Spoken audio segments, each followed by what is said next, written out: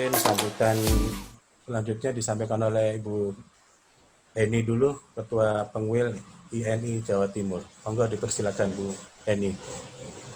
Baik, Assalamualaikum warahmatullahi wabarakatuh.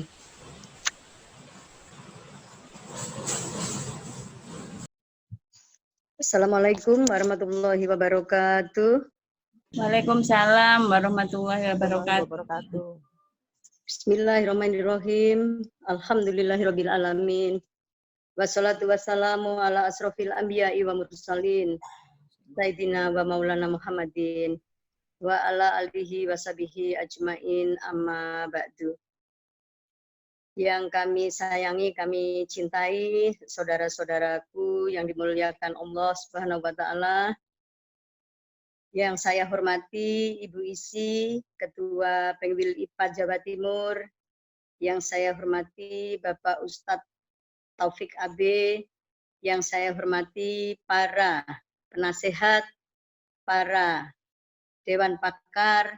Kemudian yang saya hormati Ketua Pengda yang mungkin hari ini ikut bergabung, yang saya hormati seluruh jamaah di dalam rangka pengajian virtual yang diadakan oleh Pengwil ini dan IPA Jatim pada hari ini. Bismillahirrahmanirrahim, semoga kita selalu dalam keadaan sehat, selalu dilindungi oleh Allah Subhanahu wa Ta'ala dan dijauhkan dari segala macam penyakit maupun mara bahaya yang sedang melanda dunia saat ini. Amin. Rekan-rekan sekalian yang saya hormati, saya cintai, alhamdulillah di tengah kesulitan selalu ada jalan. Di tengah musibah selalu ada hikmah. Untuk itu marilah kita selalu pandai bersyukur untuk mensyukuri apa yang ada. Saat ini kesulitan pandemi COVID itu memang membuat jarak di antara kita menjadi jauh, namun demikian kecanggihan teknologi telah membuat kita tidak bisa menghentikan langkah-langkah untuk terus bersilaturahmi, dan selalu menjalin hubungan di antara kita.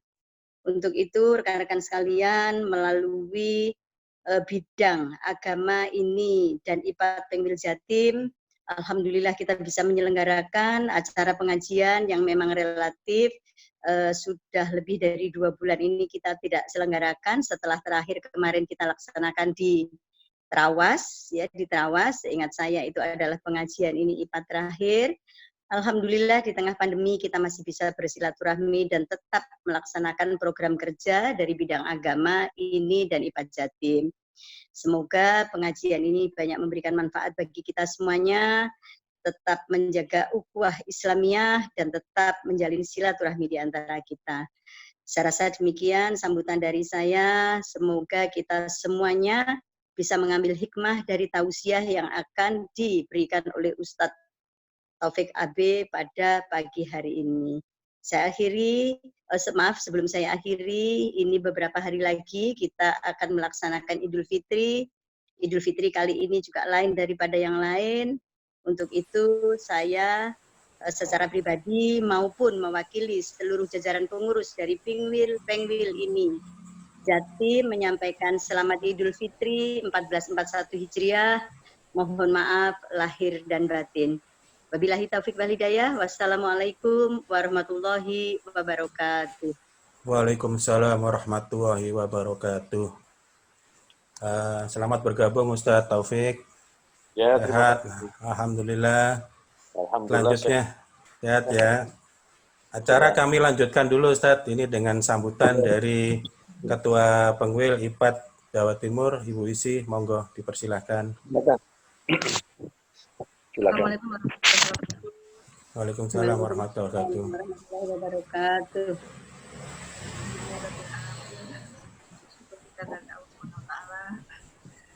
Kita panjatkan telah diberikan nikmat iman, nikmat sehat, nikmat bersilaturahim walaupun melalui online ya. Dan tak lupa salam dan sholawat kepada junjungan Nabi besar kita Muhammad SAW kita sampaikan dengan harapan semoga di hari kelak nanti kita mendapat syafaatnya. Amin ya rabbal alamin. Terima kasih saya ucapkan kepada Bu Ketua INI Jawa Timur, Bu Siti Eni Amsari, dan jajarannya.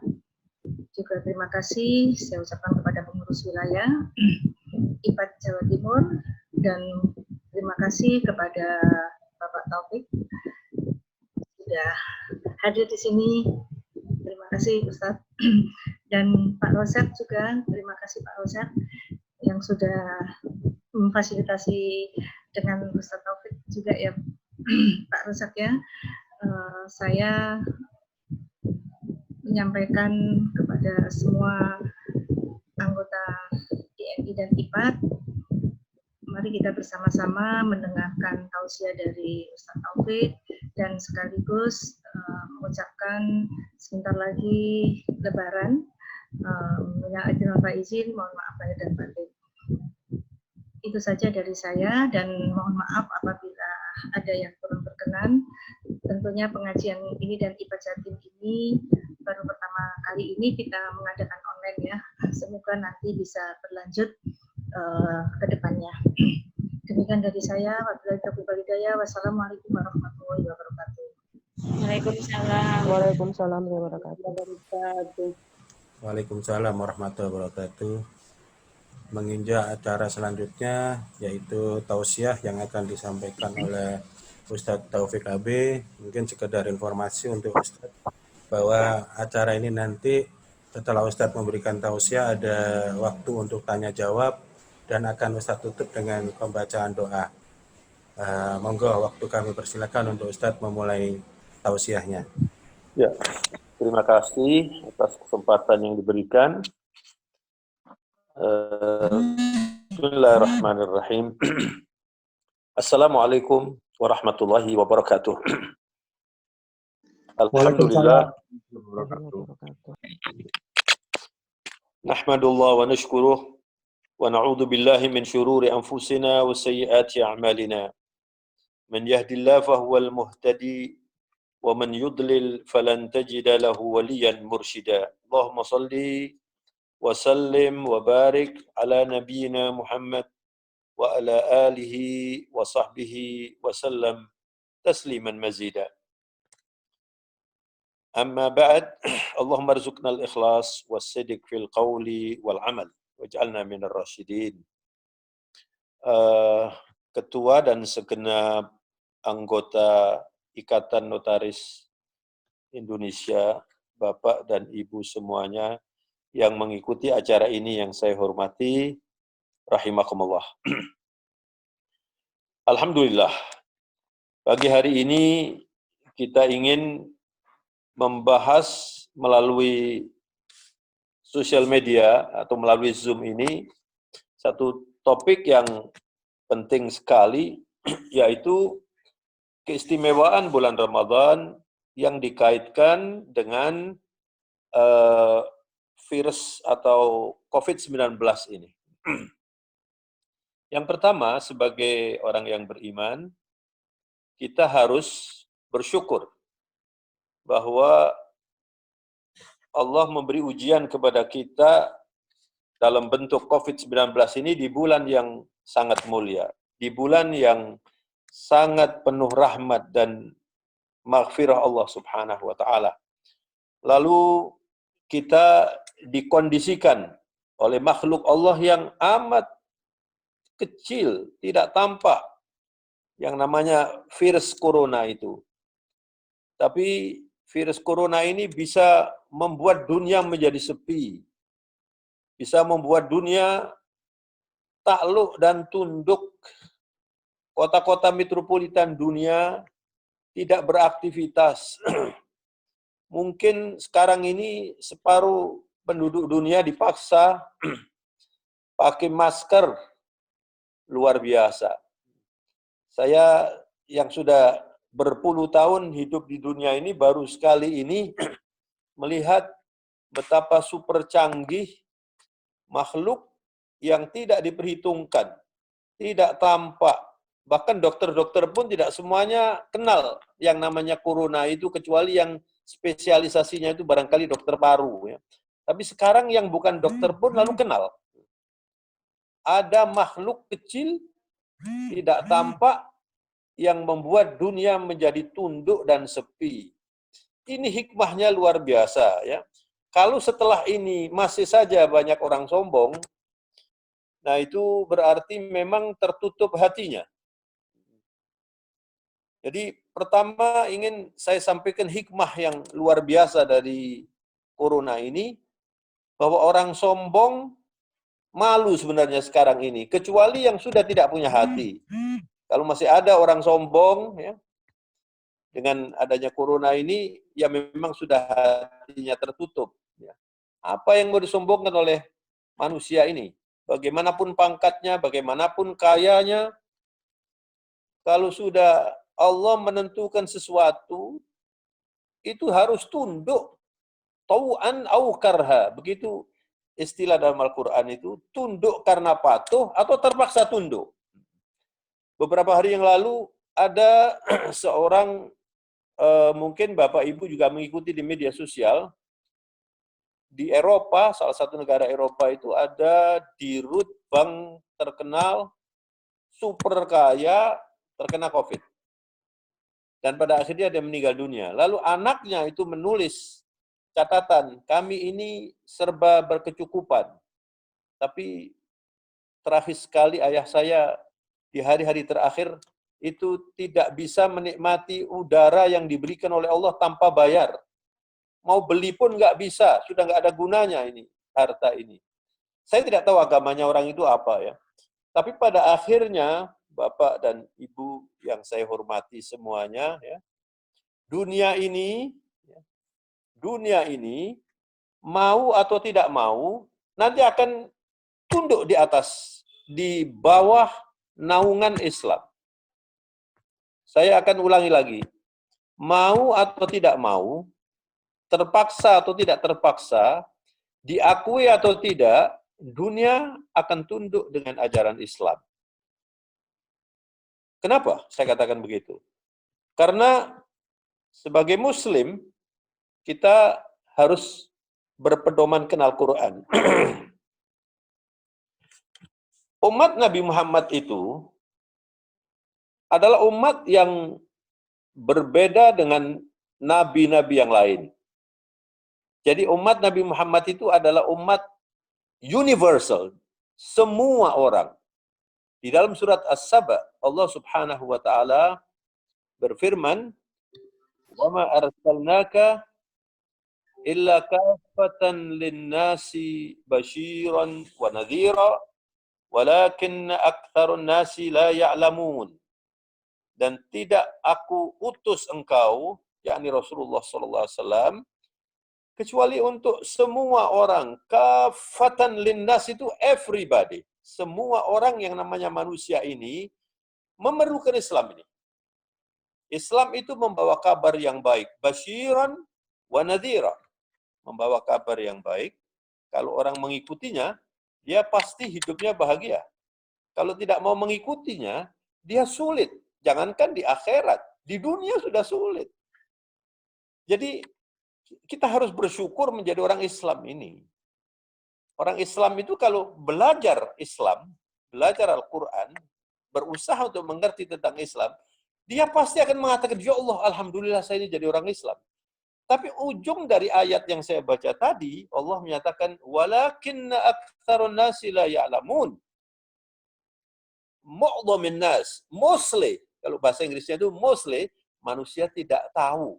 Manusia tidak mau belajar, tidak mengerti, termasuk orang Islamnya sendiri.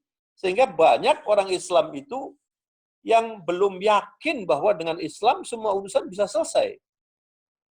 Kenapa kok tidak yakin? Ya, karena dia belum tahu. Jadi virus ini sebenarnya bisa merupakan ujian Allah bagi orang yang beriman. Bisa merupakan teguran Allah bagi orang yang tidak mau mengikuti peraturan Allah. Juga bisa merupakan petaka bagi orang-orang yang kafir terhadap Allah. Maka kita, orang yang beriman, harus melihat ini sebagai ujian, dan kita harus, ujian itu kan ada yang lulus, ada yang gagal. Nah, kita harus termasuk yang lulus. Bagaimana caranya? Ya, berusaha untuk bisa menjawab semua yang diujikan kepada kita ini dengan Al-Quran was sunnah.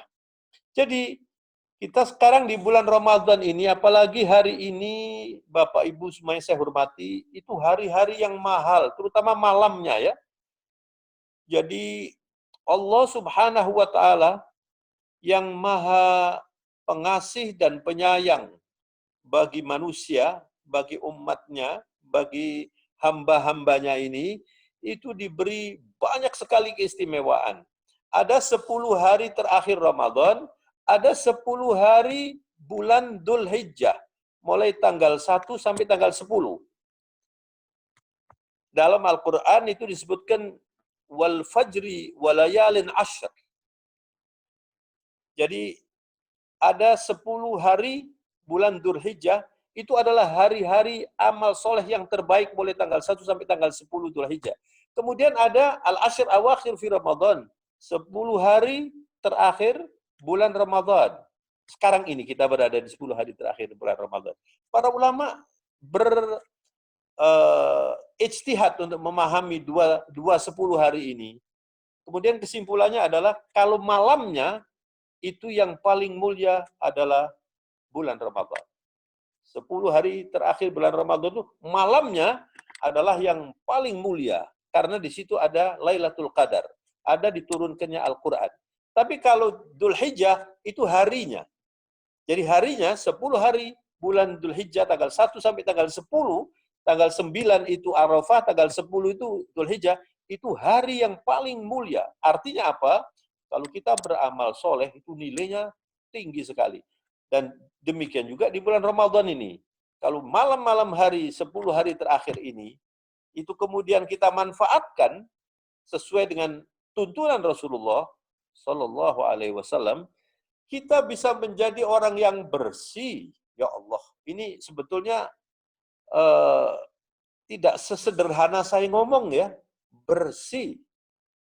Bayangkan Bapak dan Ibu sekalian saya hormati, di dalam hadis Rasulullah yang sahih, bulan Ramadan ini, ada 3 janji Allah yang kalau kita patuhi, semuanya ini diberi balasan membersihkan dosa seluruhnya. Allahu Akbar. Pertama, man shoma ramadhana imanan wa ihtisaba ghufira lahu ma taqaddama min dhanbihi. Kalau orang itu berpuasa di bulan Ramadan ini, landasannya iman, karena patuh, ridho, tidak mengeluh, melaksanakan dengan baik, tidak dipamerkan, bersih. Kemudian tidak merusak puasanya dengan ucapan-ucapan yang melanggar agama, tidak melakukan kefasikan. Ghufira lahu ma taqaddama min dhanbihi. Allahu Akbar. Dibersihkan seluruh dosanya. Yang kedua, man qama ramadhana imanan wa ihtisaba. Qama ini artinya tarawih, qiyamul lail. Man qama ramadhana imanan wa ihtisaba, ghufira lahu ma taqaddama min dhanbihi. Diampuni seluruh dosanya. Subhanallah. Yang ketiga, man qama lailatul qadar imanan wa ihtisaba, ghufira lahu ma taqaddama min dhanbihi. Semua puasa, qiyamul lail dan qiyam Lailatul Qadar, malam-malam hari ini ya. Walaupun sekarang ini kita tidak semudah biasanya ke masjid, walaupun di rumah insya Allah kita bisa melaksanakan bertafakur, berzikir, berdoa malam hari. Kalau dilaksanakan ini 10 hari ini, Rasulullah SAW itu selalu 10 hari ini di masjid terus, bahkan di akhir hayatnya 20 hari. Mulai tanggal 11 sampai tanggal 30, 20 hari. Di masjid terus. Ini bersih dosa kita ini. Jadi coba Anda bayangkan kalau ada orang katakan banyak dosanya umurnya 50 tahun, kemudian menggunakan kesempatan ini dengan benar, nah ini yang penting dengan benar ini. Pada kesempatan saya ceramah di hadapan notaris di Zoom yang lalu itu saya sampaikan, nggak mungkin ada orang bisa berislam dengan baik dan benar kalau tidak berusaha untuk belajar Islam, mengerti Islam, understanding. Jadi asluddin al-ma'rifah. Itu bahasa para ulama. Landasan agama ini adalah understanding, knowing, mengerti, belajar begitu. Nah, kemudian 10 hari yang Dzulhijjah ini. Kalau orang melaksanakan ibadah haji dengan benar, dan baik sesuai tuntunan. Satu lagi, uang yang digunakan untuk haji itu bukan dari korupsi, bukan uang dari cara-cara yang haram. Kalau seperti itu, raja'a minad dunubi kayaumi waladathu ummuh. Orang berhaji itu kalau sudah pulang dengan haji yang benar tadi, seperti baru dilahirkan oleh ibunya, bersih dosa-dosanya itu. Ya. Kecuali dosa-dosa yang menyangkut hak ya, itu tidak termasuk. Misalnya hutang, kemudian menggelapkan harta orang, itu tidak mungkin itu diampuni tanpa dikembalikan hak-hak itu. Tapi dosa-dosa yang lain itu bersih semuanya. Dan Bapak dan Ibu semuanya yang saya hormati, sebetulnya kita dihidupkan oleh dunia ini kan mengikuti ujian hidup untuk bisa masuk surga gitu. Jadi orang yang sukses itu bukan orang yang jadi presiden, bukan konglomerat super, bukan orang yang jenius, bukan profesor yang top di dunia, bukan itu. Yang sukses itu adalah orang yang bisa kembali kepada Allah dan masuk surga. Apakah dia itu berpendidikan tinggi atau rendah? No problem. Alangkah baiknya kalau orang yang berpendidikan tinggi, orang yang kaya, orang yang pangkat itu kemudian dia patuh kepada Allah dan bisa masuk surga, itu namanya orang sukses. Kalau tidak, ya dia cuma orang yang dikagumi di dunia saja, hidup itu berapa lama, Pak? Kalau orang sudah seusia saya dan barangkali Bapak Ibu juga tidak terlalu beda gitu ya. Ini kan kenikmatan hidup itu kan dinikmati di saat-saat yang 30, 40, 50, 60 sudah mulai ngendor, sudah mulai, apalagi kalau sudah semakin tua. Lalu kita kemana? Kita pasti kembali kepada Allah. Lalu tidak sukses, ya Allah, habis. Jadi Bapak dan Ibu sekalian yang saya hormati, Ramadan di zaman corona ini adalah Ramadan yang saya sebut sangat istimewa. Kenapa? Karena kita bisa lebih banyak waktu untuk tafakur, lebih banyak waktu untuk terhindar dari kontak langsung kepada orang-orang yang biasa membuat kita tidak tahan lalu berdosa. Ini lepas ini dari itu semuanya. Kalau kita memanfaatkan, maka saya kira itu nanti akan bisa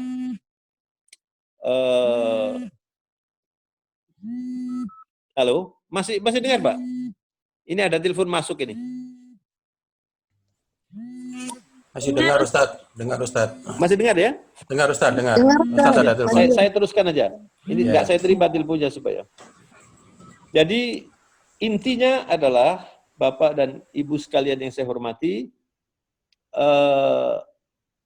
kita ini sebetulnya di dalam bulan puasa ini kan diperintahkan untuk beribadah la'allakum tattaqun, agar kalian itu bertakwa. Saya menerjemahkan la'allakum tattaqun itu supaya masuk surga. Karena orang yang masuk surga itu orang yang bertakwa. Dan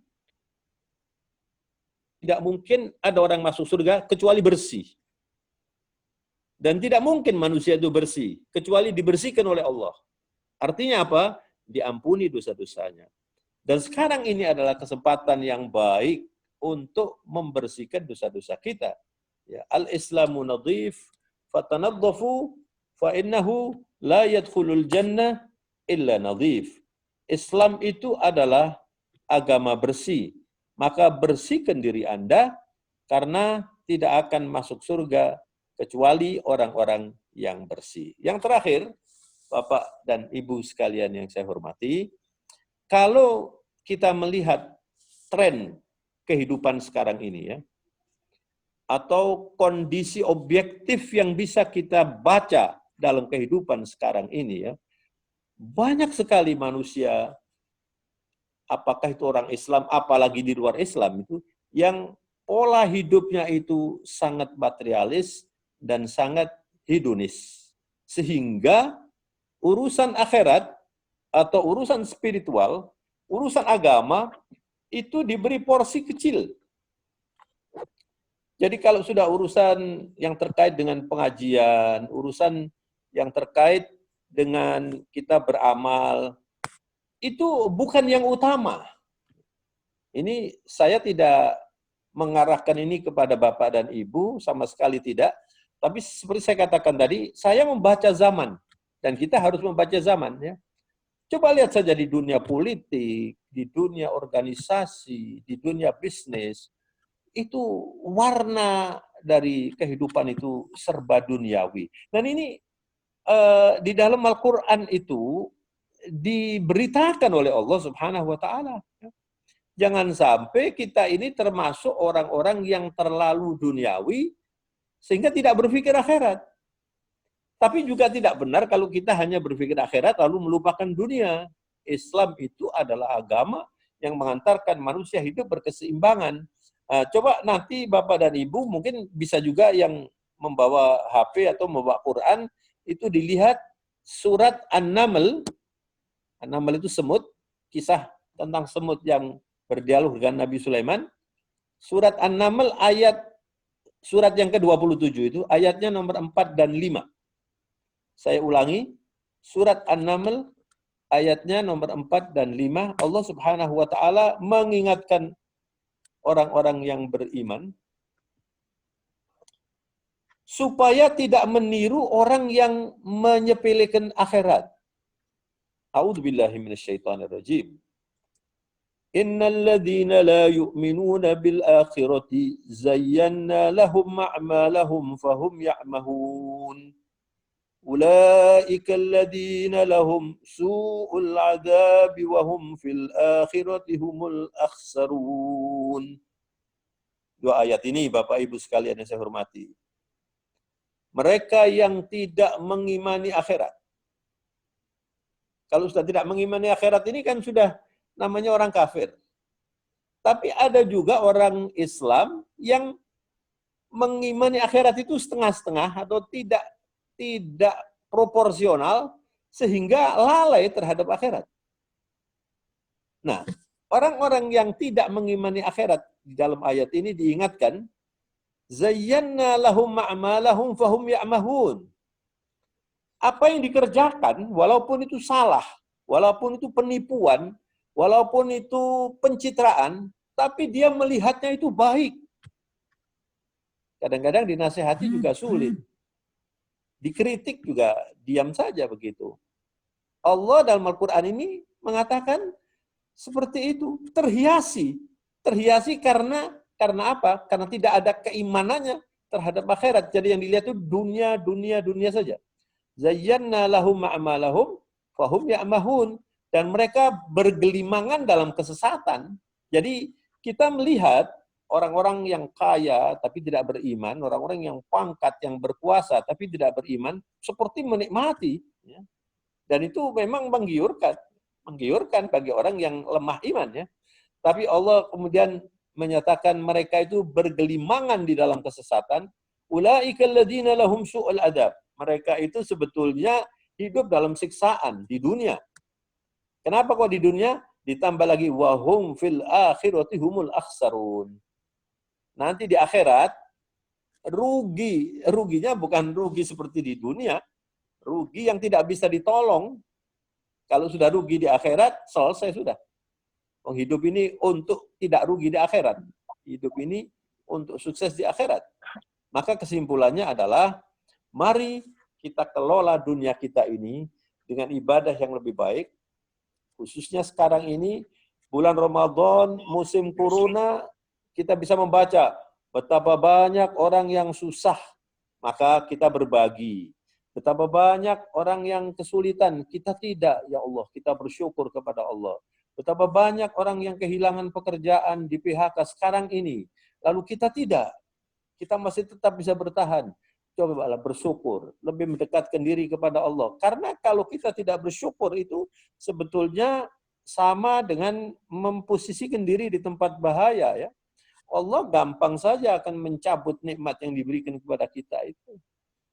Terlalu mudah itu, terlalu mudah. Tidak terbayangkan Bapak dan Ibu sekalian saya hormati ya.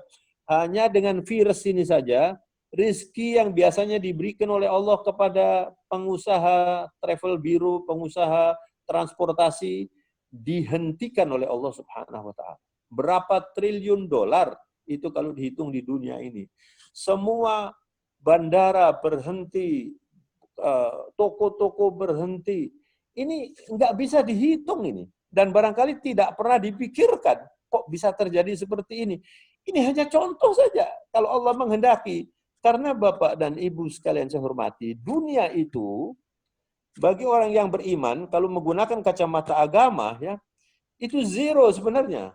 Kenapa zero? Anda menyebutkan angka berapa saja? 1 miliar, 100 miliar, kemudian dibagi dengan tak terhingga. Tak terhingga itu akhirat. Itu sama dengan zero. Jadi dunia ini sebetulnya kalau dibandingkan akhirat itu zero, nggak ada apa-apanya. Dalam hadis Rasulullah SAW mengatakan, "Lau kanatid dunya tazinu indallah janaha ba'udatin ma a'tallah ma syaribal kafir syarbatama." Atau kama qala sallallahu alaihi wasallam. Kalau saja dunia ini di sisi Allah dinilai seperti satu sayap nyamuk.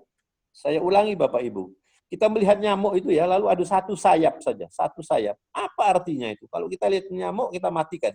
Tapi apakah ada orang yang bisa membuat satu sayap nyamuk? Nggak ada.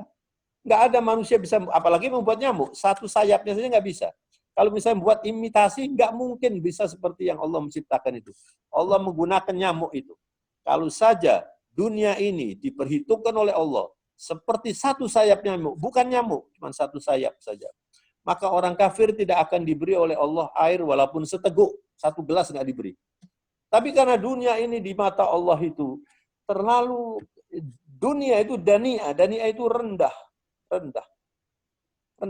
Maka bisa saja orang kafir kaya, bisa saja orang kafir punya anak yang cerdas, punya anak yang cantik, punya macam-macam urusan duniawi ya ini, tapi ketentraman tidak punya, iman tidak punya, dan mereka tidak menikmati dunia ini. Oleh karena itu jangan heran kalau dengan adanya COVID ini, apalagi di Barat, banyak orang bunuh diri.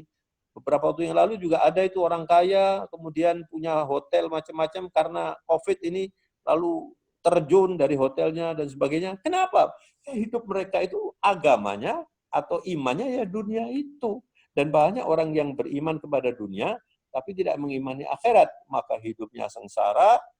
Dan kesimpulannya adalah hikmah yang paling penting yang bisa kita ambil dari COVID ini adalah mari kita manfaatkan untuk menjadi muslim dan mukmin yang lebih berkualitas agar kita bisa hidup berbahagia di dunia wal akhirah.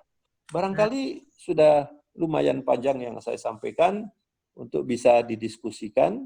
Kurang lebihnya saya mohon maaf. Wabillahi taufiq wal hidayah.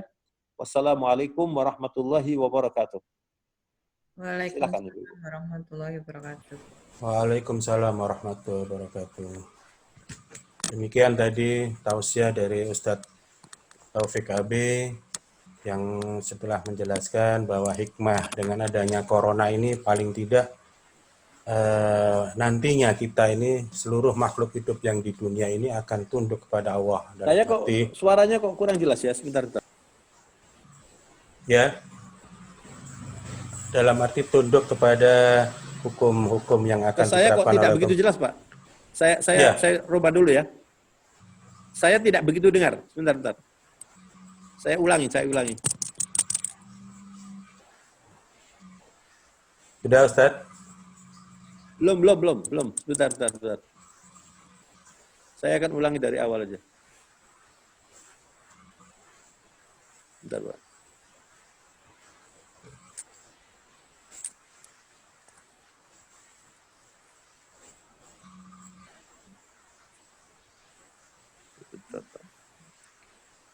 Sebentar, Pak. Ini hilang. Ya, Ustaz. Suara Ustaz jelas tapi di sini. Suara saya jelas ya? Jelas, Ustaz, jelas. Ya. Suara Bapak yang tidak jelas ini. Mungkin ini karena barusan tadi ada telepon masuk ini barangkali. Mungkin. Ya, sebentar. Bentar.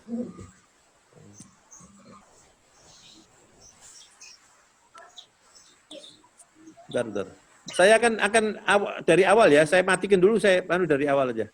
Oke, Ustaz. Yeah. Bentar.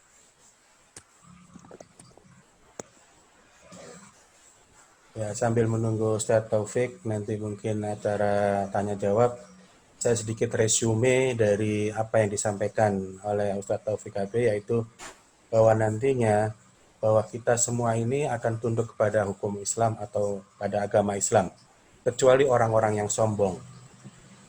Ya, dan Allah telah memuliakan bulan-bulan yang Dia ciptakan, yaitu ada di bulan Dzulhijjah itu adalah siang harinya, 10 hari di bulan Dzulhijjah itu adalah hari-hari yang dimuliakan, sedangkan kalau bulan Ramadan adalah malam-malamnya yang dimuliakan, sehingga di situ karena di situ ada malam Lailatul Qadar yang lebih baik daripada 1000 bulan. Dan dalam bulan Ramadan ini ada 3 yang menjadi dijamin oleh Allah Subhanahu wa taala, yaitu barang siapa yang berpuasa di bulan Ramadan dengan iman dan takwa, maka seluruh dosa-dosanya dibersihkan oleh Allah Subhanahu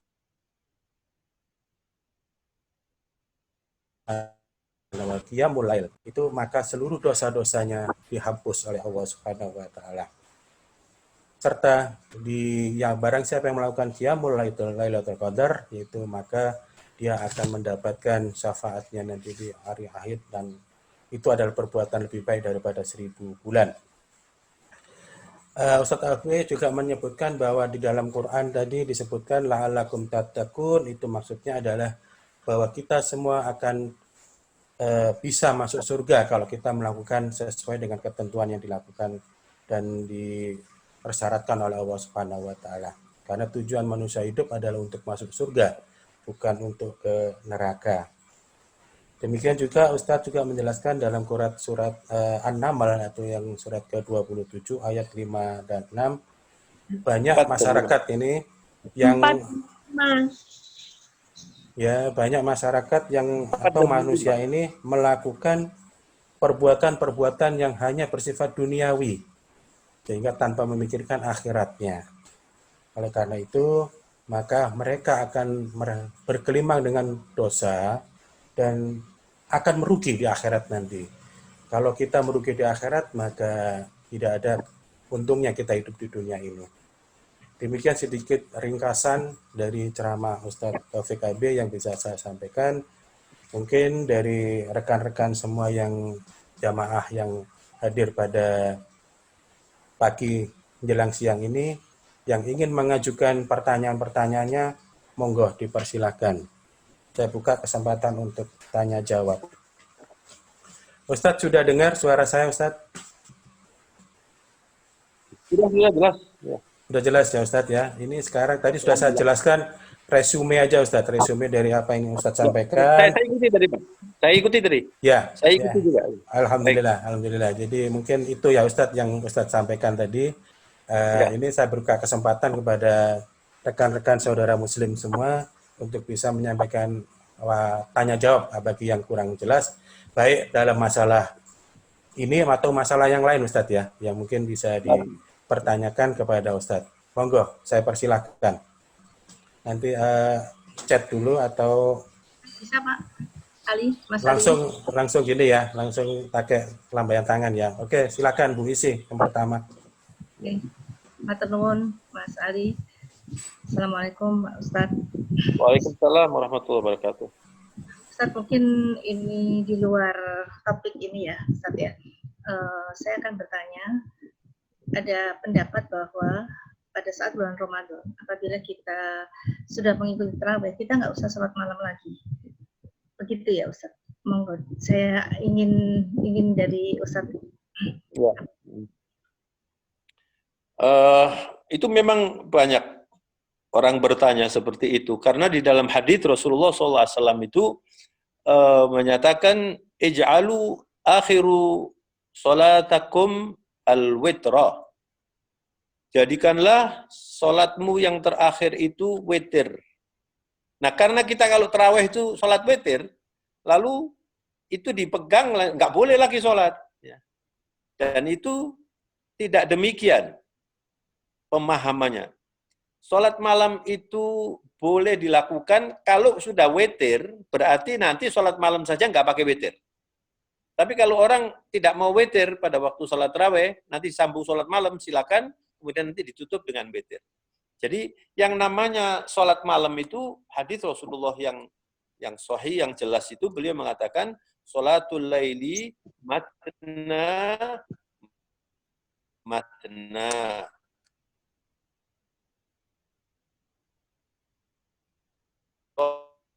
Sholat malam itu dua. Walaupun Rasulullah itu sholat, istri Nabi itu semuanya ibu kita, ya, disebut Ummul Mukminin, menjelaskan tentang sholatnya Nabi.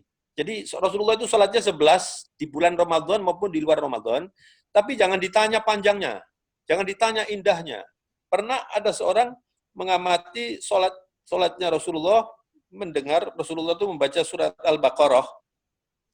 Ini sholat malam ini, membaca surat Al-Baqarah, dikira sampai selesai surat Al-Baqarah, itu Rasulullah kemudian ruku. Ternyata tidak, ditambah lagi surat Ali Imran. Ditambah lagi, panjang sekali. Jadi Rasulullah itu 11 rakaat, tapi panjang. Nah, kemudian, Sayyidina Umar, ketika beliau berinisiasi untuk mengadakan sholat tarawih berjamaah seperti yang kita kerjakan ini, itu sebetulnya inisiatornya itu Umar bin Khattab radhiyallahu an. Lalu Sayyidina Umar mengatakan begini, karena kita tidak tidak mampu sholat seperti Rasulullah, mari kita tambah saja rakaatnya, lalu menjadi 23 itu. 23.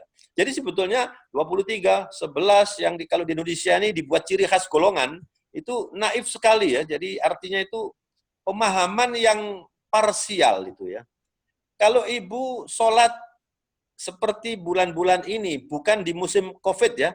Saya beberapa kali 10 hari terakhir di Mekah, itu sholatnya bukan 11, bukan 23, tapi sholatnya itu 31. Jadi sholat terawihnya itu 20 rakaat, kemudian sholat qiyamnya itu 11. Jadi kalau digabung menjadi 31. Ya, tapi semua yang NU, yang Muhammadiyah, yang Persis, yang Al-Irsyad, ya ikut semuanya, ya nggak pernah protes. Tapi begitu sampai di sini nanti urusan kecil ini, lalu masjidnya ini masjid ini masjid. Jadi ya ada ungkapan dari orang-orang Barat yang mengatakan a little knowledge is dangerous. Ilmu itu kalau difahami sedikit itu bahaya sekali, apalagi ilmu agama. Maka sekali lagi saya ingatkan kepada bapak-bapak dan ibu-ibu ya, hikmah corona ini adalah Zoom. Cobalah ini pengajian model Zoom ini dilestarikan, bukan hanya nunggu corona. Itu bisa selamanya ini dipakai, dan ini relatif lebih gampang. Orang tidak perlu keluar rumah, tidak perlu pakai konsumsi, apalagi puasa kan tidak pakai konsumsi. Ini sebetulnya penting sekali supaya kita ini banyak belajar agama. Saya tidak ragu sedikit pun, ibu-ibu dan bapak semua yang saya hormati, saya ini nggak layak disebut ustadz. Saya orang yang belajar, thalib ilm. Saya belajar saja, tiap hari saya belajar agama ini. Semakin saya belajar itu, semakin saya merasakan kenikmatan belajar agama ini. Saya ilmu-ilmu yang dulu di perguruan tinggi saya pelajari itu akhirnya tergeser. Akhirnya saya lebih senang mempelajari ini. Kenapa? Karena kita belajar agama itu dari firman Allah. Bahasa yang digunakan oleh Allah itu, jadi kalau orang itu misalnya bertemu dengan sahabat sekarang ini, ada sahabat yang dihidupkan oleh Allah seperti zaman Nabi Isa, orang yang mengerti bahasa Arab bisa berkomunikasi dengan sahabat itu karena bahasanya sama.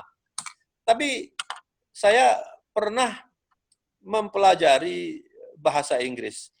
Bahasanya Shakespeare yang 100 tahun sekarang sudah nggak bisa dipakai. Artinya nggak lazim dipakai gitu loh. Ini bedanya. Kalau Al-Quran itu sarmada. Sampai akhir zaman bahasanya terbaik, bahasanya tetap saja, dan sudah saturated, sudah jenuh, tidak akan bisa ditambah lagi.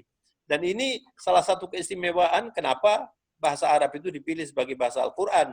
Maka kalau kita ingin lebih tahu tentang Al-Islam ini, ibu-ibu dan bapak sekalian hormati, weakness point dari banyak orang yang tidak gampang belajar al-Islam karena bahasa, karena tidak mengerti bahasanya. Kalau orang mau belajar Islam ini supaya bisa menikmati Islam, cobalah disempatkan belajar bahasa Arab, Anda akan melihat Islam itu luar biasa indah dan luas, sehingga hidup ini lalu menjadi nikmat. Lebih nikmat lagi dari apa yang kita rasakan. Ini sekedar tambahannya saja, Bu. Mudah-mudahan bermanfaat. Mohon maaf. Monggo yang lain yang mau ngajak. Monggo Bu Anggraini. Ya. Baik, Assalamualaikum warahmatullahi wabarakatuh, Pak Ustadz. Waalaikumsalam warahmatullahi wabarakatuh. Pak Ustadz, di tengah pandemi COVID ini banyak hal-hal baru yang kita dapatkan. Termasuk diantaranya adalah sholat tarawih dari rumah, kemudian sebentar lagi kita akan melaksanakan Idul Fitri, dan ini juga himbauan untuk sholat Idul Fitri dari rumah. Terhadap hukum sholat Idul Fitri dari rumah ini mungkin Pak Ustadz bisa dijelaskan bagaimana dan apa dasarnya, serta sholat Idul Fitri itu kan biasanya berjamaah. Jika seseorang tidak mempunyai keluarga atau tidak ada kawan, atau karena dia harus isolasi mandiri di rumah sehingga tidak ada orang lain, maka apakah bisa dia juga melaksanakan sholat Idul Fitri itu sendirian? Kemudian yang kedua, sholat Idul Fitri itu disunahkan juga harus ada ceramah. Nah, bagaimana mengatasi kalau sholat tersebut dilaksanakan dari rumah ataupun sendiri terhadap adanya kewajiban untuk melaksanakan ceramah ini? Demikian Pak Ustadz yang ingin saya tanyakan. Terima kasih. Wassalamualaikum warahmatullahi wabarakatuh. Waalaikumsalam warahmatullahi wabarakatuh. Pertama begini, ya, salah satu kenikmatan kita menjadi orang Islam, ya, kalau kita sudah membangun kebiasaan, kemudian karena satu dan lain hal, kebiasaan itu tidak bisa kita kerjakan, kita tetap mendapat pahala seperti kita mengerjakan. Contoh, misalnya ada orang yang punya kebiasaan tahajud setiap malam di rumahnya. Itu setiap malam itu malaikat datang ngurusi orang ini, dicatat, begitu. Lalu orang ini kebetulan dalam pepergian, tidak bisa sholat malam seperti biasanya di rumahnya. Dia tetap mendapat pahala. Sekarang bapak-bapak, termasuk saya ini, tidak mengerjakan kewajiban sholat Jumat. Rasanya sudah rindu sekali. Biasanya setiap Jumat saya ini di atas mimbar biasanya. Ini sudah 7 kali, kemarin kebetulan kita sholat Jumat di Masjid Al-Hikmah, tapi terbatas sedikit. Mungkin besok juga mau sholat Jumat dalam jumlah yang terbatas. Ya. Kita tidak sholat Jumat itu dengan rasa, ya Allah, ini gara-gara COVID ini kita harus tidak sholat Jumat. Kita tetap dapat pahalanya sholat Jumat. Jadi nggak usah gelisah, termasuk sholat Id ini. Kalau sholat tarawih di rumah itu, malah Rasulullah lebih banyak sholat tarawih di rumah, ya. Jadi kalau kita sholat tarawih di masjid, kemudian imamnya baca Qur'annya baik, ya kita untung memang itu lebih baik karena kita mendengarkan baca qiraah imam yang baik seperti di Masjidil Haram itu. Tapi kalau tidak kita sholat di rumah, insya Allah pahalanya tidak berkurang dalam urusan tarawih ini. Kemudian sholat Id, kalau misalnya terpaksa harus tidak sholat Id, Masjid Al-Akbar ini rencananya, saya kan dekat dengan Masjid Al-Akbar di Surabaya ini. Saya kalau ke Masjid Al-Akbar itu 5 menit saja sampai itu kalau naik mobil. Ya, tadinya rencananya mau sholat Id, kemudian diprotes oleh IDI, Ikatan Dokter Indonesia itu, karena masih trennya itu masih meningkat, akhirnya dibatalkan. Jadi memang ada anjuran juga dari MUI Jawa Timur, terutama daerah-daerah yang tidak merah boleh melakukan itu, tapi risikonya juga tinggi. Ternyata sekarang ini PSBB ini dilonggarkan meningkat. Jadi sekarang ini trennya kalau saya lihat laporan itu sudah mencapai 15.000 yang terkena, yang terpapar ini. Jadi dengan alasan ini lebih baik kita tidak sholat berjamaah apalagi dalam jumlah banyak supaya aman. Beberapa hari yang lalu di dekat daerah di Waru situ, tapi masuk Sidoarjo, ada masjid yang harusnya ini nanti hari Jumat ini saya khotib di situ. Takmirnya mengatakan, ya kita akan coba kalau bisa kita sholat Jumat lah, karena sudah 7 kali nggak sholat Jumat ini. Kemudian di daerah Sidoarjo, itu ada satu masjid mengadakan terawih, setelah selesai terpapar banyak orang terkena COVID ini. Lalu dibatalkan rencana itu. Jadi saya kira ini masalahnya tidak sulit. Kalau kita tidak bisa sholat id, ya nggak pakai sholat id. Di rumah pun kalau nggak bisa juga nggak pakai sholat id. Tapi kita di rumah diganti dengan sholat duha, diganti dengan sholat, saya sendiri misalnya sholat Jumat ya, saya tidak sholat Jumat, saya kompensasi dengan kebiasaan yang saya tingkatkan, sholat duhur misalnya. Sholat duhur itu setiap duhur, kalau orang mau melengkapi dengan sunnah, itu bisa qobliyah 2 kali sholat, ba'diyah 2 kali sholat. Itu saya kerjakan untuk kompensasinya, sekedar untuk menyenangkan hati aja. Nggak sholat Jumat, tapi sholat duhurnya saya lengkapi sholat sunnahnya. Ini bisa dibuat kompensasi supaya kita tetap, apalagi bulan Ramadan ya, kita sholat sunnah, nilainya seperti fardu. Jadi saya kalau sholat duhur itu sholat qobliyah 2 kali, berarti 4 rakaat, ba'diyah 2 kali, 4 rakaat, dengan sholat duhurnya itu 4 rakaat, total 12 rakaat. Ini tidak sholat Jumat, tapi saya sholat 12 rakaat. Termasuk juga nanti dengan alasan supaya kita tetap sehat, bahkan ada juga kemarin ada WA juga, jangan sampai blunder. Ini selama Idul Fitri ini kita jangan kemudian mengumpulkan keluarga. Ini kan keluarga sendiri, tidak apa-apa sudah. Kita kumpul, kita lahir batin sendiri di rumah, berkumpul banyak orang. Tahu-tahu di antara mereka itu tidak diketahui ada yang carrier corona. Lalu yang paling rentan kan orang tua kita, nanti jadi musibah nanti. Maka lebih baik kita berhati-hati mengikuti petunjuk dokter. Jadi tidak taraweh di masjid, tidak sholat id. Ini saya kira tidak masalah. Tidak. Nah, soal apakah boleh sholat, ada 2 pendapat. Saya kebetulan kemarin dapat fatwa dari Mekah, dari seorang ulama, itu mengatakan tidak pernah disyariatkan dan dicontohkan sholat id sendiri di rumah. Jadi kalau enggak, ya sudah enggak pakai sholat id. Ada yang mengatakan enggak apa-apa, sholat id 3 orang. Ya. Ustadz di sini juga ada yang mengatakan 3 orang itu berarti berjamaah, khotibnya 1, makmumnya ibu, anak 2, atau pembantu jadi 3, cukup itu.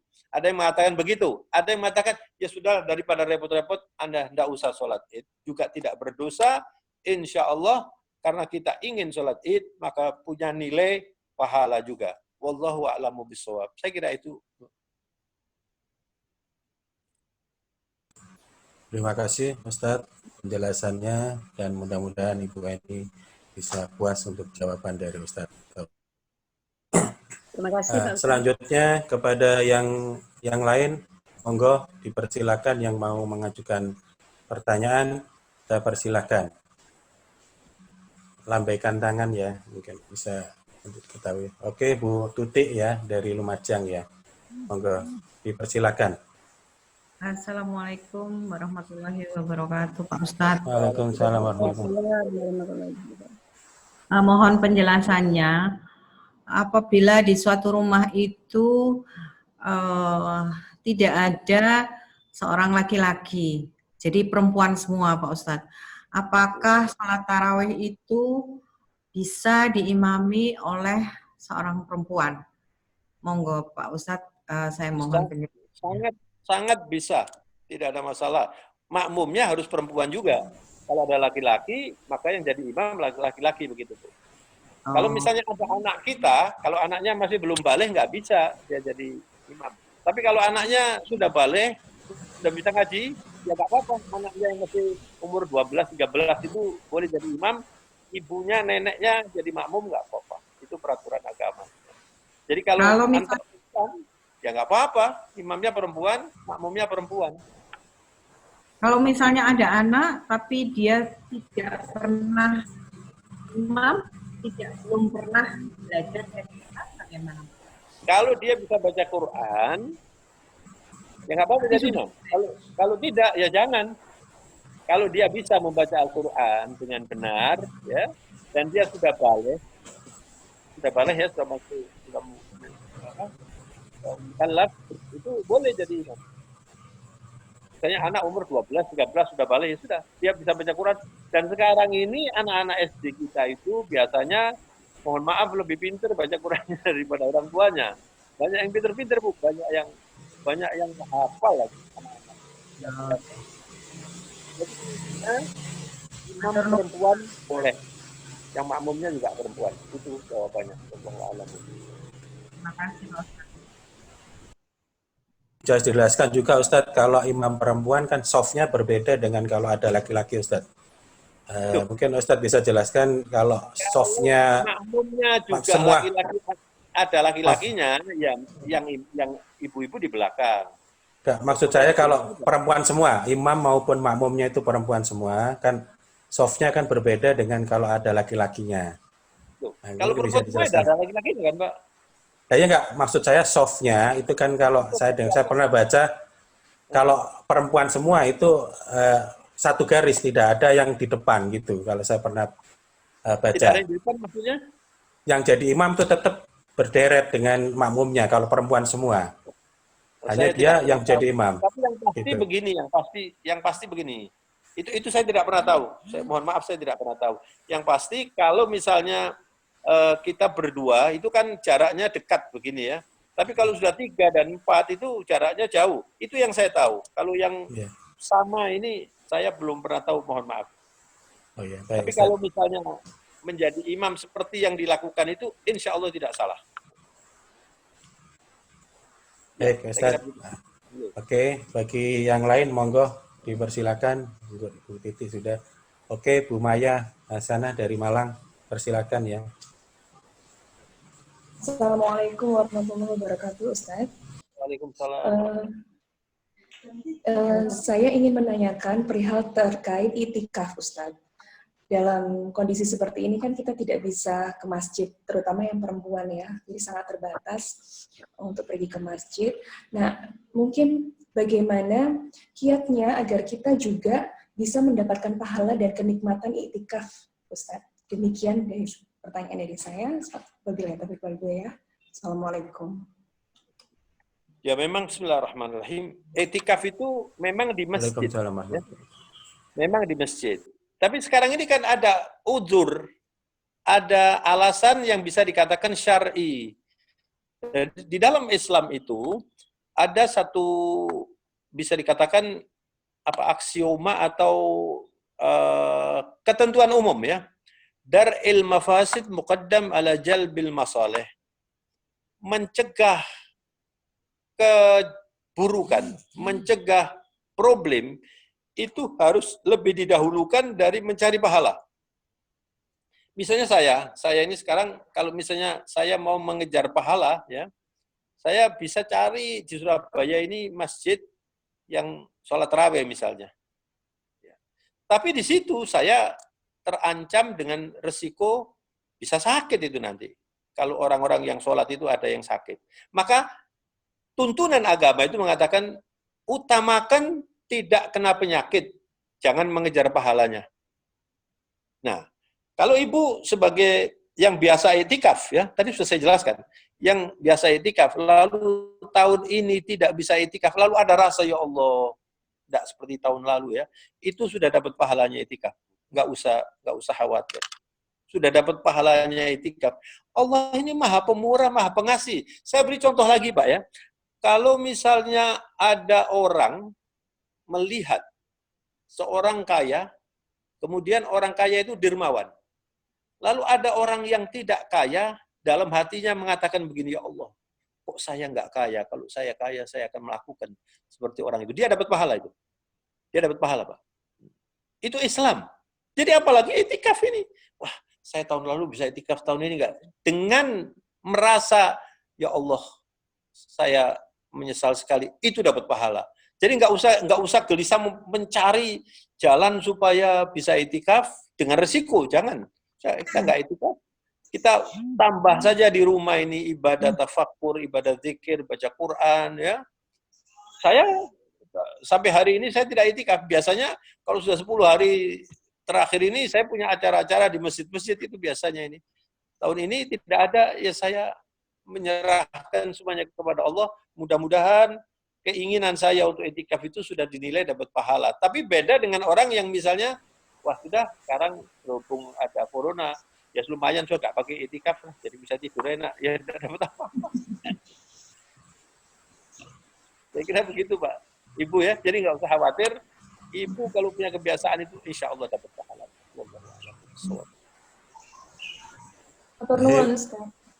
Baik, cukup ya Mbak Maya ya. Ya, terima kasih. Bagi yang lain mungkin monggo dipersilahkan. Siapa? Ada lagi? Ya, banyak kok ibu semua ini. Waalaikumsalam, Mas Agil, monggo persilakan. Assalamualaikum warahmatullahi wabarakatuh. Waalaikumsalam warahmatullahi wabarakatuh.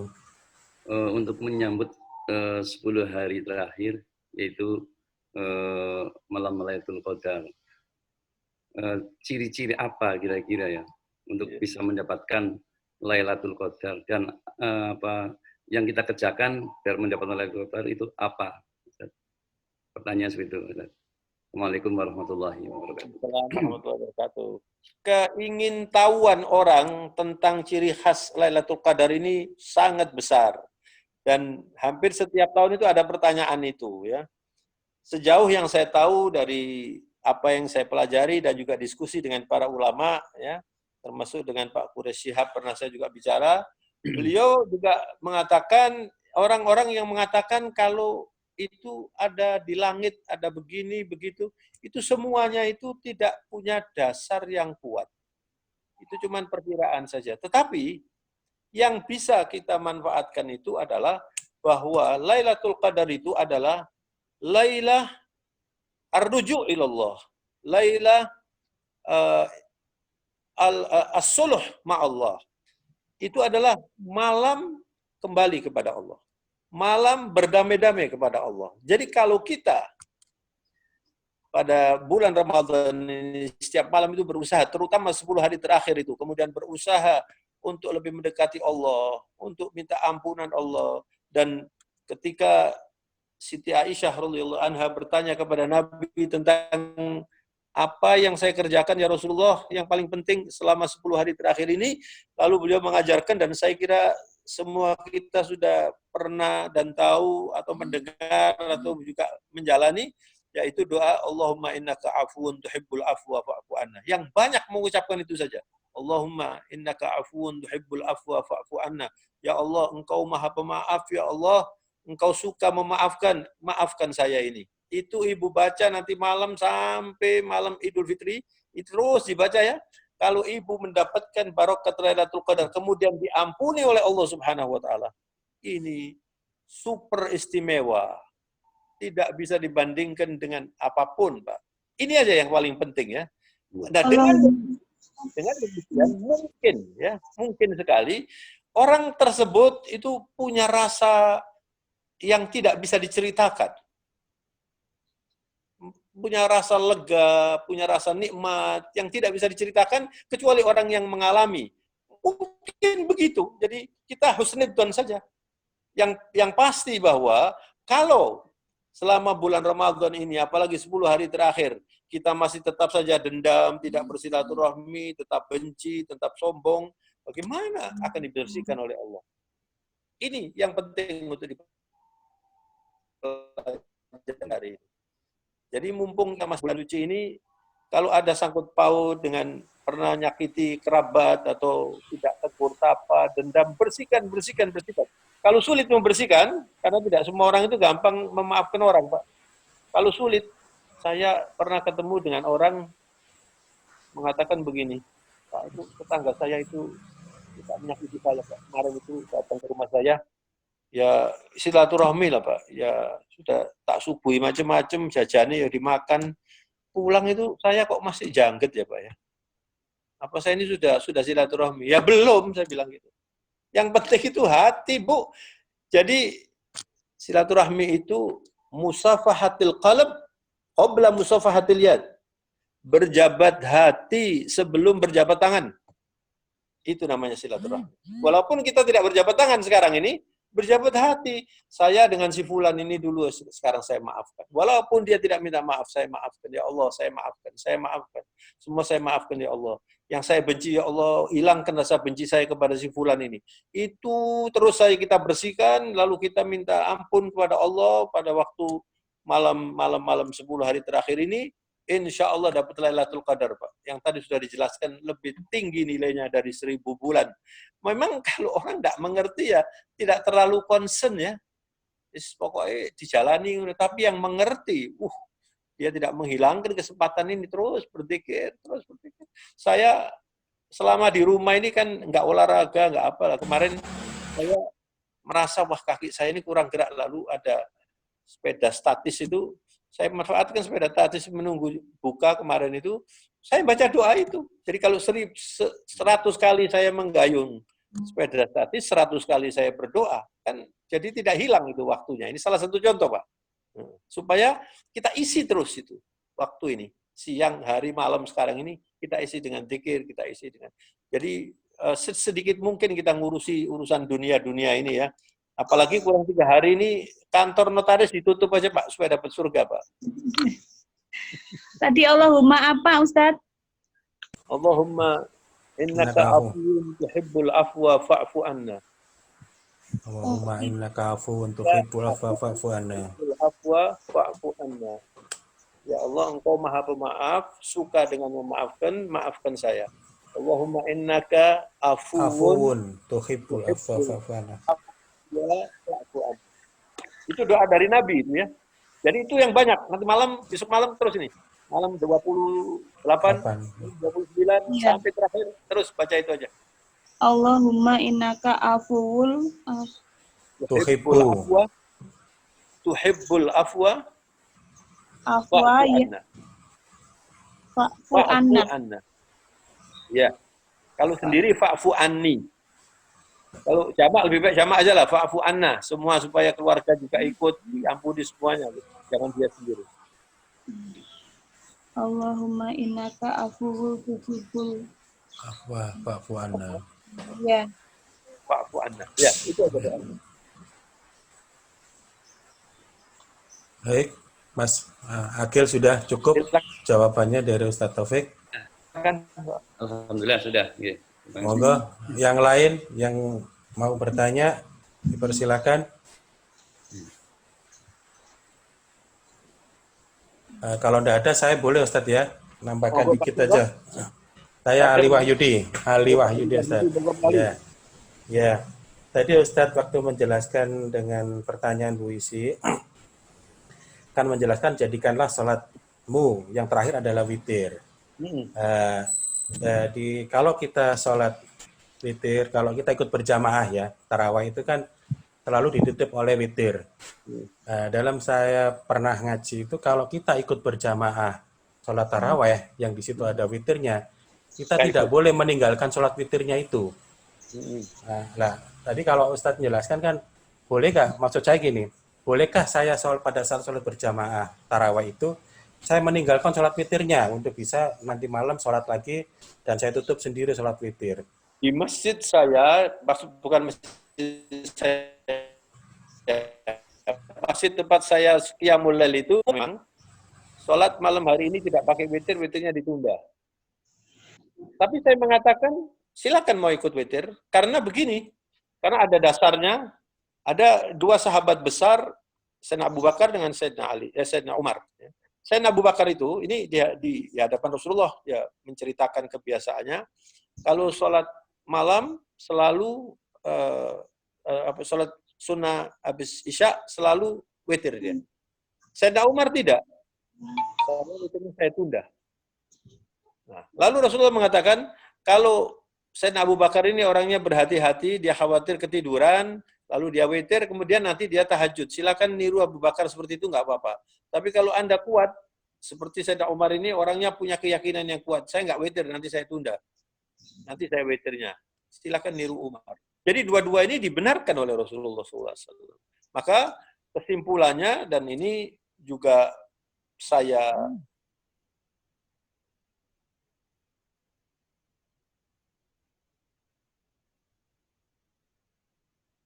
ulama di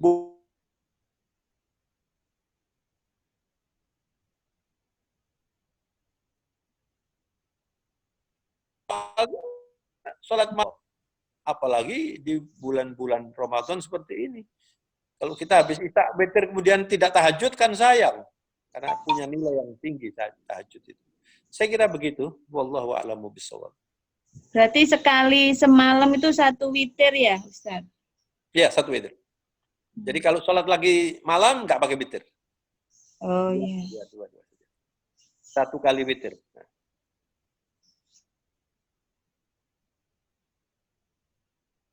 Ya, silakan. Ya. Tadi kan disarankan Ustadz untuk sedikit mempelajari bahasa Arab biar tahu lebih luas wawasan keislaman tentang keindahan itu loh. Iya. Tapi kan ya memang susah ya Ustadz, banyak sekali. Kadang jawab anak-anak bahasa Arab ya aja setengah mati waktu ujian. Terus misalkan ini mempraktekkan satu kata atau itu untuk bisa satu bahasa itu, satu kata itu dipraktekkan, terus lagi dipraktekkan gitu loh, Ustaz. Bagaimana kalau itu menurut Ustaz? Ya, sulit itu bukan tidak bisa, Bu, ya. Saya ini kebetulan senang bahasa. Dulu saya juga mengajar bahasa, tapi saya dulu mengajar bahasa Inggris. Bahasa Inggris dulu, Ustaz. Bahasa Arab itu sangat luar biasa, ya. Jadi sulitnya itu di depan saja, Bu. Kalau Ibu mau belajar itu di depan saja sulitnya. Nanti tidak ada yang lebih gampang dari bahasa Arab. Saya kasih contoh, ya. Kenapa saya mengatakan itu? Saya bandingkan dengan bahasa Inggris. Dulu kalau saya mengajar bahasa Inggris, itu di meja saya mesti pakai kamus, ada kamus di sini. Jadi kalau nggak ngerti, saya buat kamus. Tapi bahasa Arab ini sepertinya saya nggak terlalu perlu kamus. Aneh ya. Soal begini, Pak. Bahasa Arab itu kalau kita melihat satu kata, itu kemudian diruntut asalnya apa kata ini. Oh, berarti asalnya lalu bisa. Artinya itu lalu ketemu gitu loh. Saya beri contoh satu saja ya. Misalnya lift. Bahasa Indonesianya lift itu apa, Bu? Lift. Apa, Pak? Pak Adi. Lift yang di hotel ada lift itu. Bahasa Indonesianya apa lift ini? Tangga. Tangga naik turun. Bahasa Indonesia itu paling enak, paling gampang, paling luas. Ya sebutnya saja lift. Lift, sudah. Kan? Sudah jadi Indonesia itu. Nah, sudah jadi Indonesia. Kalau bahasa Arab, ini saya kasih contoh. Ini ya. Bahasa Arab itu so'ada itu naik artinya. So'ada itu naik. Dari kata so'ada ini, so'ida atau so'ada ini, itu bisa melahirkan istilah baru untuk menjawab lift ini. Maka lift dalam bahasa Arab namanya mas'ad. Alat untuk menaikkan kita. Tidak perlu menggunakan kata lift ini. Itu kelebihan bahasa Arab. Dan muradif dalam bahasa Arab itu, padanan kata, itu banyak sekali. Makanya di zaman Nabi dulu itu, pertandingan, itu bukan pertandingan lari atau pertandingan seperti yang kita di zaman sekarang ini, pertandingan membuat syair dan sajak, karena mereka itu luar biasa hebat dalam bahasa, kaya sekali. Jadi di dalam bahasa Arab itu misalnya ada syair dan sajak itu ya, misalnya ada 50 baris itu berakhiran ro, itu bisa ro semua terus begitu bisa. Itu bahasa Arab. Nah, saya itu cuma tahu sedikit bahasa Arab, tapi saya tidak ragu bahwa bahasa Arab itu mengagumkan. Kalau tidak mengagumkan, tidak dijadikan sebagai bahasa Quran, Pak. Maka terlalu besar kerugian orang Islam kalau tidak mencoba untuk belajar bahasa Arab itu. Dan kalau kita membaca Al-Quran itu, kita membaca firman-Nya Allah. Nggak bisa dibandingkan dengan yang lain. Dalam hadis Rasulullah mengatakan, fadlu kalamillah ka fadlillahi ajam. Atau kama qala sallallahu alaihi wasallam. Fadlu kalamillah ala sa'iril kalam ka fadlillahi ala jami'i khalqi. keutamaan dan keistimewaan kalamullah Al-Quran ini dibandingkan dengan kitab lain, kalam manusia, sama dengan utamanya Allah dibandingkan makhluknya. Uncomparable, nggak bisa dibandingkan. Jadi luar biasa ini. Makanya dipilih oleh Allah sebagai bahasa Al-Quran. Jadi ibu, saya bisa memahami kesulitan itu, tapi kalau ibu belajar, mungkin ya sulitnya itu beberapa bulan, nanti tahu-tahu sudah sampai threshold.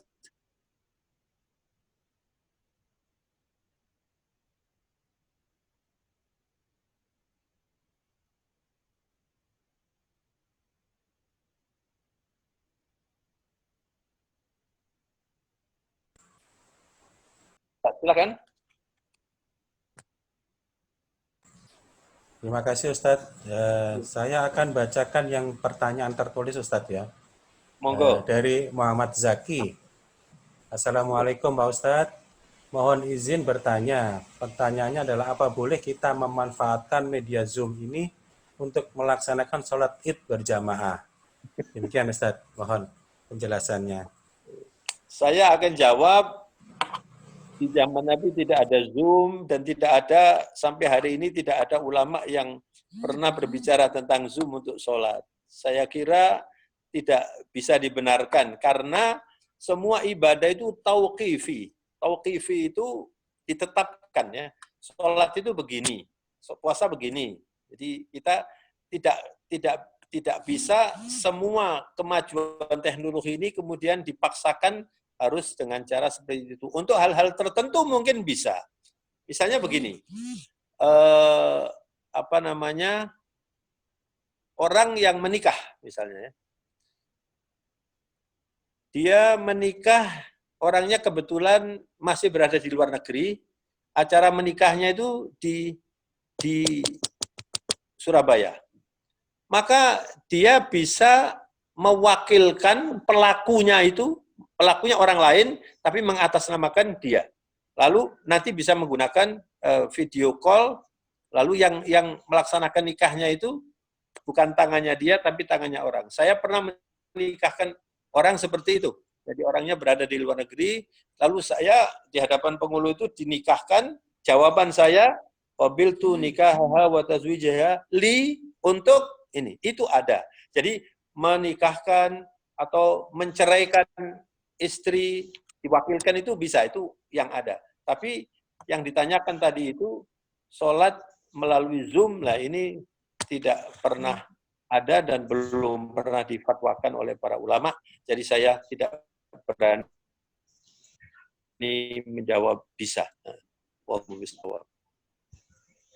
Oke, selanjutnya saya mau bertanya dulu pada hostnya ini, sampai jam berapa kita ini nanti ya Bu Isi? Kita acarain nanti sampai jam berapa? Jam 11 ya. Ini sudah jam 11 lewat. Oh, 11.20. Oke, 11.20. Masih ada waktu 10 menit, Ustadz, kira-kira. Mungkin kalau ada rekan-rekan ada yang masih mau bertanya, untuk memantapkan lagi, monggo, dipersilakan.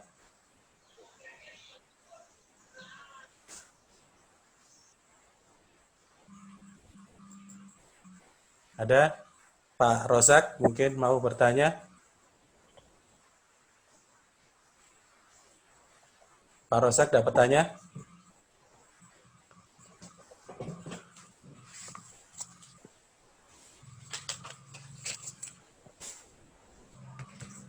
Oke, kalau gitu saya bertanya Ustadz, kalau gitu saya nambahkan lagi.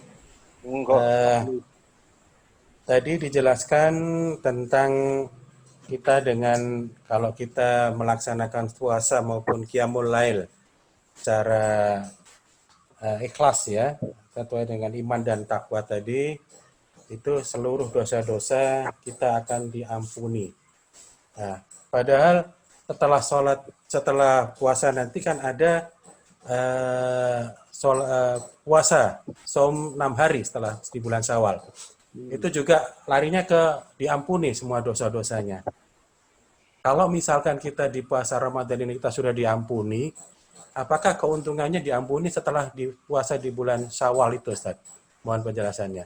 Ya, bismillahirrahmanirrahim. Saya akan jawab bahwa hadis Rasulullah itu tidak termasuk 6 hari bulan puasa. Ini kan bukan bulan puasa ini. Bulan Syawal nanti Pak. Maksudnya Syawal. yang 6 hari di bulan Syawal. Man shoma Ramadhana. Ya. Hadis itu puasa. Jadi bulan 6 ini ayam sid, taumus sid.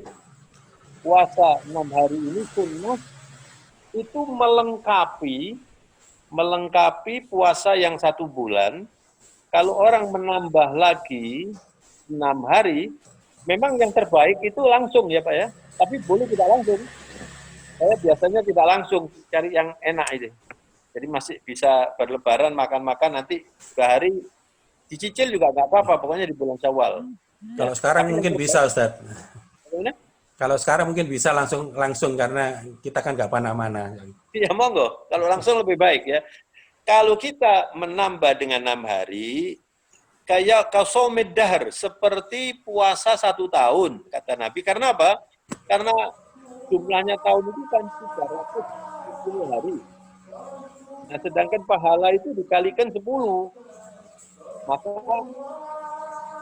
kalau dikalikan 10, 36 kali 10, lalu nilainya menjadi 360. Jika Nabi menyebutnya seperti Anda itu berpuasa 1 tahun. Itu keistimewaannya. Jadi tidak termasuk yang imanan wa hisaba ghufira lahu ma taqaddama min dzambi, enggak termasuk itu. Enggak ya. Tapi ini adalah baik sekali.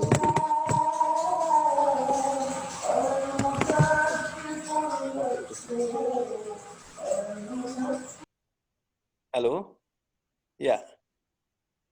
Dengar Ustaz. Ya. Jadi kalau 6 hari itu adalah sangat baik supaya tidak terjadi degradasi langsung.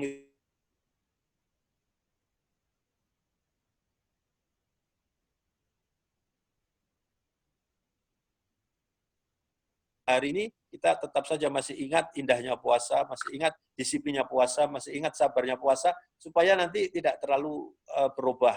Nah, kemudian ditambah lagi kalau sudah itu, lalu yang biasa puasa Senin Kemis, itu menjaga puasa kita yang 1 bulan. Jadi sunnah-sunnah itu adalah kelengkapan yang membuat puasa kita yang sebulan ini bisa terjaga sepanjang tahun. Wallahu a'lam bishawab. Saya kira begitu. Terima kasih Ustadz. Karena semua pertanyaan sudah terjawab dan rekan-rekan semua sudah tidak ada yang bertanya, monggo akhirnya kita di penghujung acara siang hari ini adalah untuk doa Ustadz. Monggo dipersilakan doa untuk menutup acara ini. Baik, monggo, Bapak Ustadz. Ibu, para notaris yang saya hormati dan saya muliakan. Mudah-mudahan bulan puasa yang bernuansa corona ini membuat kita semakin berkualitas, ketakwaan kita semuanya dan juga keluarga kita insya Allah. Dan semoga kita termasuk mereka yang bisa menikmati Lailatul Qadar. Amin. Pada waktu ini 3 malam ke depan ya, jangan disia-siakan. Dan kita juga harus banyak berdoa yang hari malam. Ini lebih gampang dikabulkan oleh Allah Subhanahu wa taala. Alhamdulillahirabbil alamin. Allahumma shalli wa sallim ala nabiyyina Muhammad wa ala alihi wa sahbihi wa tabi'in ajma'in. Allahumma rzuqna al-ikhlas was-sidq fil qawli wal amal. Amin. Ya Allah, anugerahkan kepada kami selalu keikhlasan dan kebenaran dalam berbicara dan dalam beramal. Apakah amal ibadah puasa atau tugas kita sehari-hari, ya Allah. Ya Allah, berilah kami barokah di bulan Ramadan yang penuh barokah ini. Allahumma barik lana fi Ramadan. Ya Allah, berilah kami barokah di bulan Ramadan ini. Berkahilah ya Allah keluarga kami. Berkahilah ya Allah ilmu yang kau berikan kepada kami. Berkahilah ya Allah harta dan kekayaan yang kau berikan kepada kami. Berkahilah ya Allah teman-teman dan semua keluarga kami yang selalu bersama kami. Berilah semua keberkahan agar setiap hari semakin banyak nikmat dan pahala yang bisa kita peroleh karena keberkahan yang kau berikan kepada kami.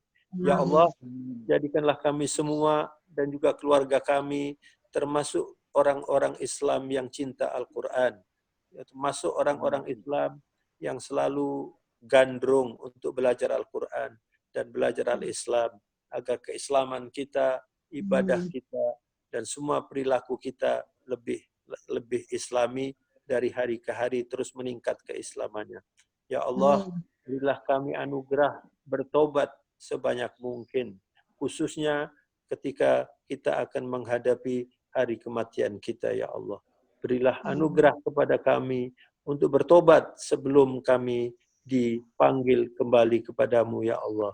Berilah kami anugerah husnul khatimah ketika kita harus berhadapan dengan malakul maut dan kembali kepadamu, ya Allah. Dan ketika kami sudah meninggal dunia, limpahkan kepada kami maghfirah dan rahmat-Mu agar kami terhindar dari segala bentuk siksaan di kubur, apalagi di akhirat nanti. Engkau Maha Pemurah, ya Allah.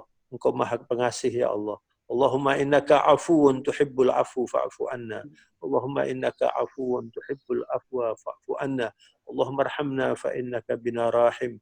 Allahumma rabbana atina fid dunya hasanah wa fil akhirati hasanah wa qina adzaban nar. Wa adkhilna al-jannah ma'al abrar. Allahumma taqabbal minna siyamana wa qiyamana wa ruku'ana wa sujudana wa tilawatana wa sadaqatana. Innaka sami'un qaribun mujibud da'wat wa qadiyal hajat ya arhamar rahimin. Wa sallallahu ala nabiyyina Muhammad wa ala alihi wa sahbihi wa sallam. Walhamdulillahi rabbil alamin. Amin. Al-Fatihah.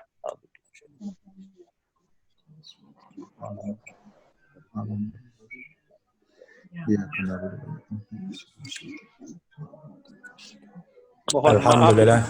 Billahi taufiq wal hidayah. Wassalamualaikum warahmatullahi wabarakatuh. Waalaikumsalam warahmatullahi wabarakatuh. Alhamdulillah. Kita panjatkan. Mungkin acara ini saya kembalikan kepada Bu Isi, mungkin bisa memberikan penutupannya. Alamin.